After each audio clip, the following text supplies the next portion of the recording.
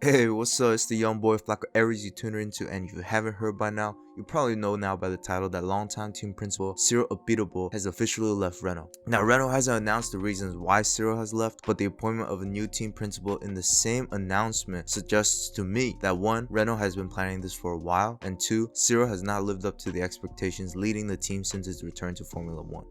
Now, this is going to be a quick video, but I'm going to put my thoughts on this. We're going to look at the possible reasons why this happened and his possible future. Let's get into it. Now, looking at what Renault has accomplished since their return to Formula 1, you could say that they have failed in a couple of objectives. First, their return to the top of Formula 1. Now, Renault back in 2015 stated that their return to Formula 1 would either be at 100% or they won't come back at all. Knowing that they possess championship pedigree, right?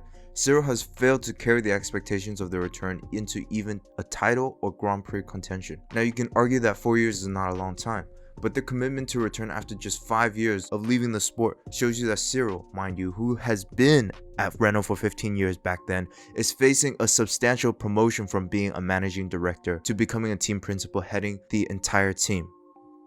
Evidently, there has been some major overcalculations, boasting, and false confidence made to allow for Renault to return to the sport. Now, if Renault ended up in top 3 of last year, Cyril will probably still have a job today. But the fact that they maintained 5th again shows you the disappointment those up above at Renault have in regards to the success of their Formula 1 team. Now, the second reason, and I think the most critical reason why, is them being an engine manufacturer. I think the biggest consideration for Cyril's failure has been his inability to become a successful engine supplier to other teams in Formula 1. Now, even without being a constructors during the 5-year gap, Renault supplied their engines to 5 different constructors back in 2012. Look at how many they're supplying next year. None. As a works team, they've completely failed in terms of business. If you look at how much it costs to buy an engine, it's around $11 million per engine. Now, considering that you have to buy at least 3 engines for a season, for 2 cars per team, that's $66 million that you don't have. If you look at the number of teams on the grid that gave up using Renault engines, there's Red Bull, Toro Rosso, McLaren, Williams, and every other non-works team has either opted to use Mercedes, Ferrari, or Honda for the engine supplier. That's hundreds of millions of dollars that Cyril has lost for Renault. So then why would you develop your own engine if you can't save costs by supplying, right? If you look at the numbers, it costs around $1.4 billion to develop a championship winning engine. Renault clearly doesn't have that, so you can expect that number to be even higher. There is not a single constructor that is willing to purchase a Renault engine, and he's lost 4 constructors. That's $250 million that Renault doesn't have for car development. Cyril has burnt bridges, burnt ties, and he's costed his own employment even though he didn't know that it was happening. Now, the third reason, and this is an overall reason, is investment. Now, Formula 1 is not an easy investment to get into, and you need a lot of cash on hand and be prepared to burn a lot of money.